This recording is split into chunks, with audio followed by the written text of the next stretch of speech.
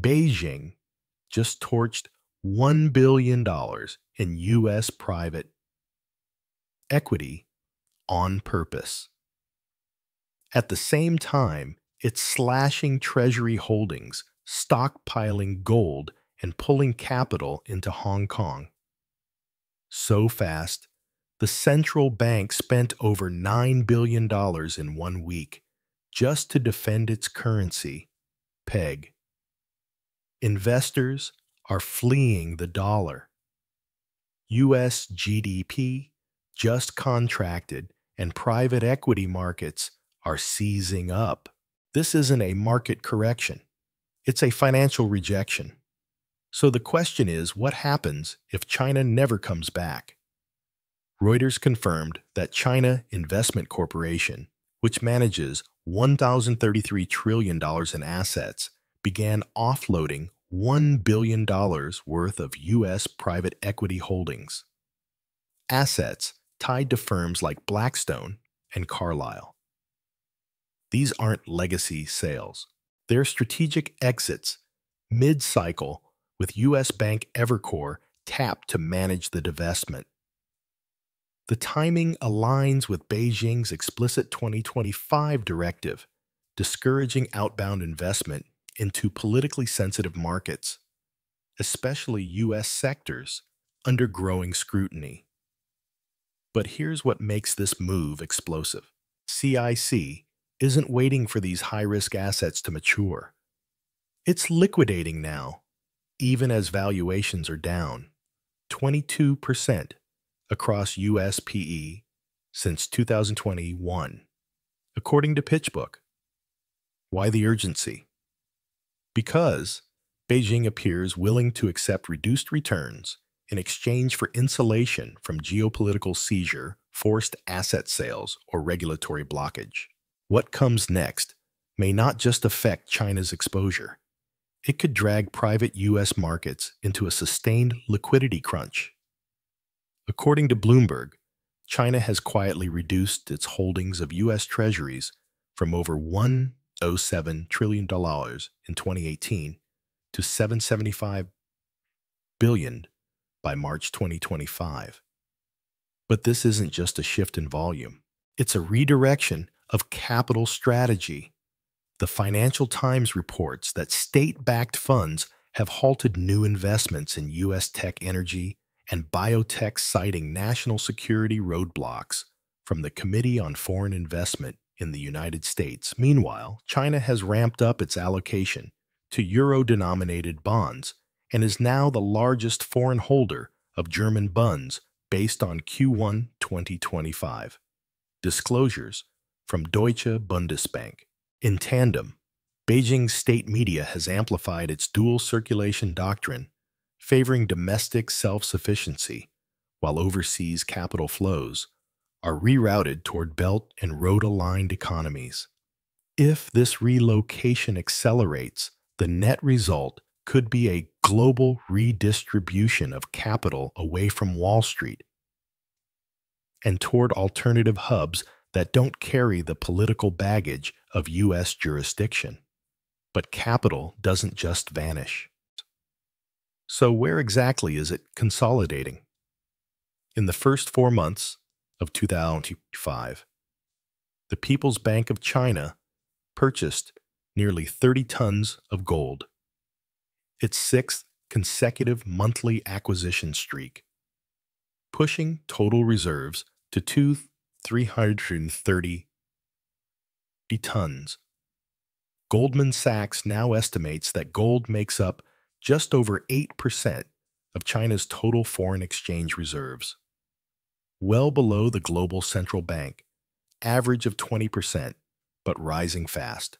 Ross Norman, CEO of Metals Daily, notes that the steady accumulation pattern suggests strategic reallocation, not opportunism. Unlike U.S. Treasuries, which carry currency, and sanction risk gold offers China an unencumbered asset with no counterparty exposure. And the timing isn't subtle. Since the U.S. froze $300 billion of Russian reserves in 2022, Gold purchases by central banks worldwide have surged fivefold, according to the World Gold Council. Beijing's approach isn't to shock the market, it's to shift momentum. If this pace holds, China could cross 10% gold allocation by Q1 2026, structurally weakening the dollar's global grip.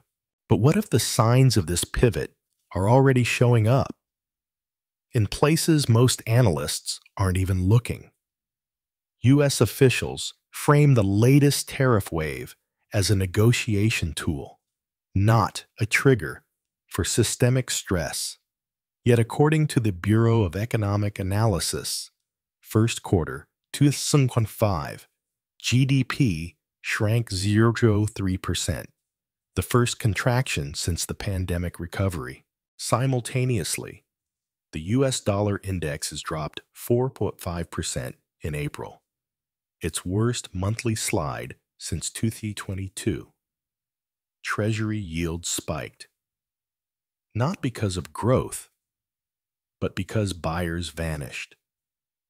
Japan, the largest non-China foreign holder of U.S. debt, reduced its holdings by $37 billion this quarter, prompting Moody's to issue a watch for long-term U.S. credit downgrades if deficit financing continues unchecked. Meanwhile, PIMCO's Dan Ivison told the Financial Times that recession risks are at their highest levels in years, warning of stagflation. If tariffs collide with tight credit conditions, this wasn't the intended outcome. But as gold surges, private investment retreats, and America's allies question its fiscal sustainability, the next fault line may not be economic. It might be structural. On May 3rd, Bloomberg reported that the Hong Kong Monetary Authority intervened with 73.3 billion Hong Kong dollars, or $94 billion US dollars in currency, markets its largest single-day operation since 2020. But here's the twist. They weren't propping up the HKD. They were weakening it. The peg to the US dollar was too strong. Surging demand for Hong Kong dollars, driven by record capital inflows into Chinese tech IPOs like CATL's $1 billion offering, had pushed the currency to the top of its trading band. Investors weren't fleeing to dollars, they were leaving them. The HKD peg, established in 1983, was originally meant to stabilize Hong Kong amid geopolitical uncertainty. Today, it's becoming a proxy for Beijing's capital pull, driven by equity inflows, dividend conversions, and carry trade demand. Citigroup strategist Adrian Louis now expects continued HKMA interventions on the strong side as long as dollar weakness persists. If the HKD continues to attract capital, even amid U.S. tightening, it could signal that global investors are pricing in not just dollar volatility, but dollar retreat. Despite sharp rhetoric from U.S. officials like Peter Navarro, who in The Telegraph accused Britain of being a compliant servant of Communist China, London is resisting American demands to sever ties with Beijing.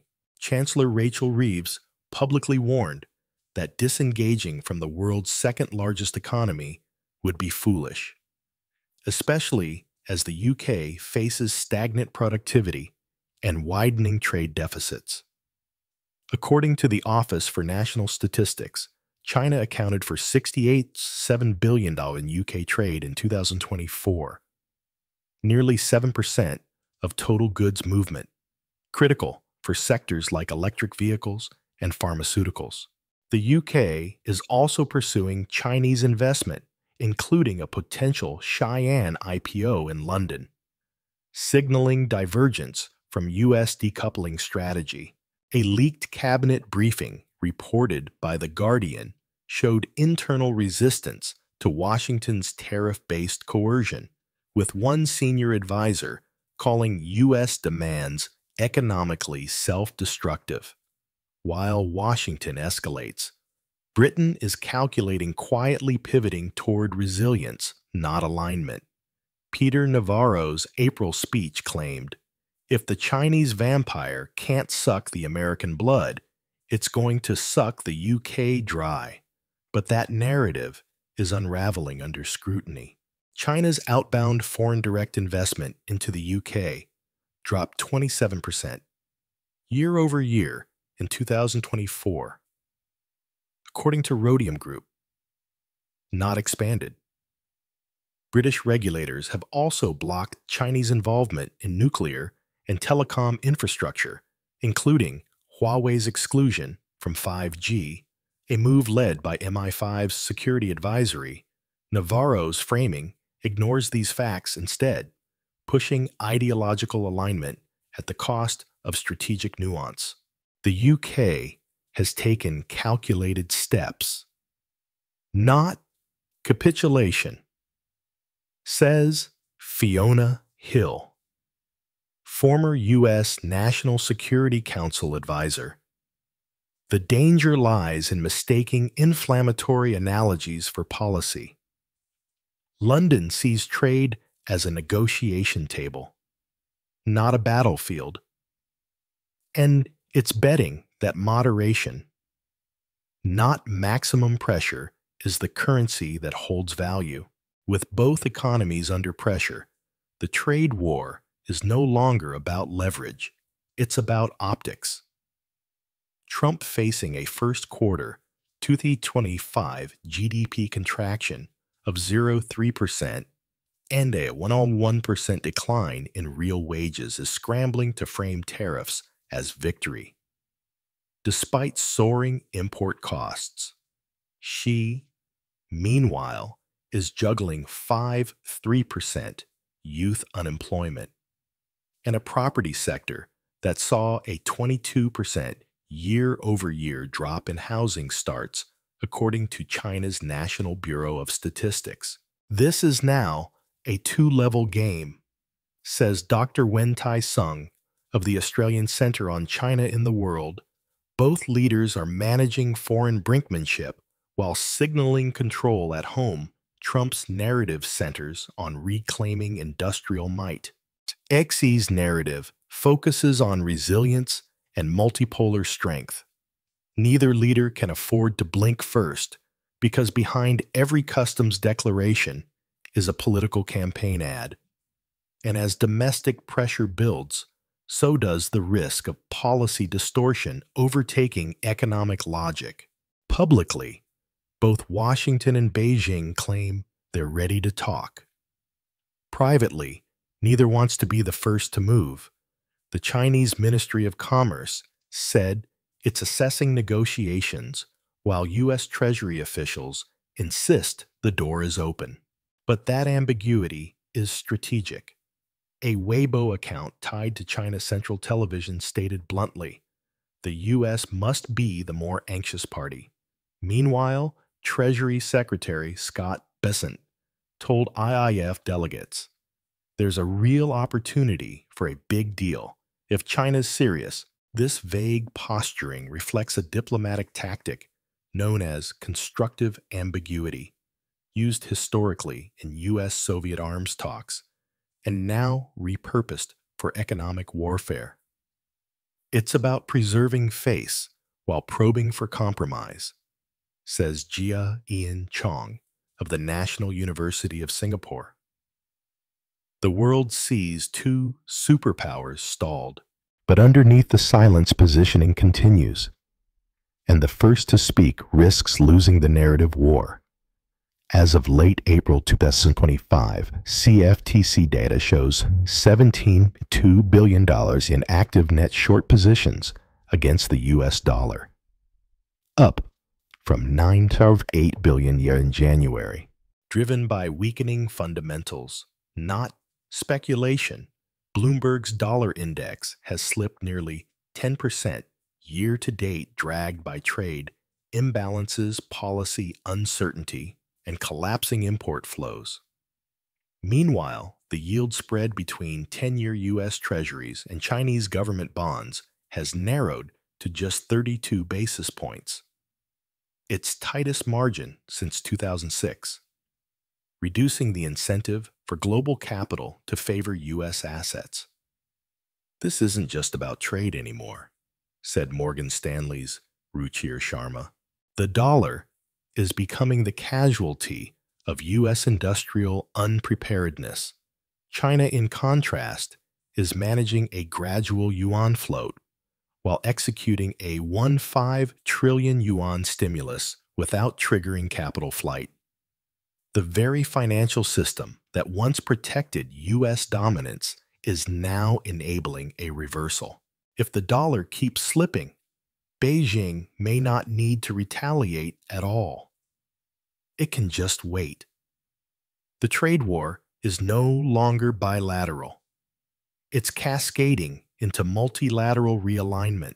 According to WTO data, China's exports to the BRICS bloc rose 19.4% year over year in Q1 2025, while exports to the U.S. fell 31.7%. Simultaneously, the EU's internal trade increased by 12%, driven by strategic stockpiling and alternative sourcing. In the middle, the UK is negotiating parallel deals. One with Trump's White House, which insists on lower non-tariff barriers for U.S. agriculture, and one with Brussels, aiming to preserve frictionless EU trade. This is the stress test for Globalization 2.0, said Adam Tooze, Columbia historian and author of Shutdown. If countries are forced to choose between dollar-centric security and yuan-enabled affordability alliances could fracture, what emerges may not be a new bloc, but a tangled web of economic loyalties shaped less by ideology than inflation rates, labor costs, and shipping lanes. The world isn't decoupling, it's repricing. So let me ask you, who's really shaping the future of trade governments or investors? Is this just a phase in a larger standoff, or are we watching the birth of a new world order without a single center of gravity? Drop your thoughts in the comments. We're glad you're enjoying this video. Please like and subscribe. Check out another video that is now on your screen.